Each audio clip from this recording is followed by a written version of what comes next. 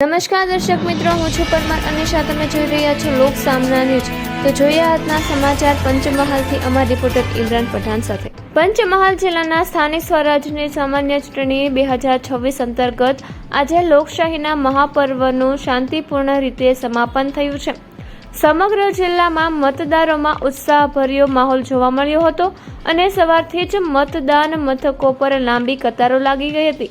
જિલ્લાની 7 તાલુકા પંચાયતો, 2 નગરપાલિકા તેમજ જિલ્લા પંચાયત માટે સવારે 7 વાગ્યાથી શરૂ થયેલું મતદાન સાંજે 6 વાગ્યા સુધી નિષ્પક્ષ અને શાંતિપૂર્ણ રીતે પૂર્ણ થયું હતું। કોઈ પણ અનિચ્છનીય બનાવ નોંધાયો નથી, જેના કારણે વહીવટતંત્ર અને પોલીસ વિભાગે રાહતનો શ્વાસ લીધો છે।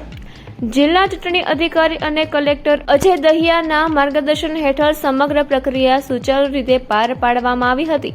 દિવ્યાંગ અને વૃદ્ધ મતદારો માટે ખાસ સુવિધાઓ ઊભી કરવામાં આવી હતી, જ્યારે સંવેદનશીલ મથકો પર સીસીટીવી મારફતે કડક દેખરેખ રાખવામાં આવી હતી। મતદાન દરમિયાન અનેક પ્રેરણાદાયી દ્રશ્યો પણ જોવા મળ્યા હતા।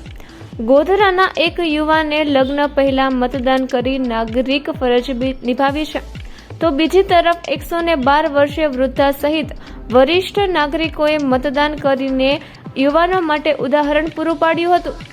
આંકડાઓ મુજબ જિલ્લા પંચાયતમાં લગભગ 69% મતદાન નોંધાયું છે। તાલુકા પંચાયતોમાં જાંબુઘોડામાં સૌથી વધુ 83% જેટલું મતદાન નોંધાયું છે, જ્યારે નગરપાલિકાઓમાં પણ મતદારોનો સારો પ્રતિચાર મળ્યો છે।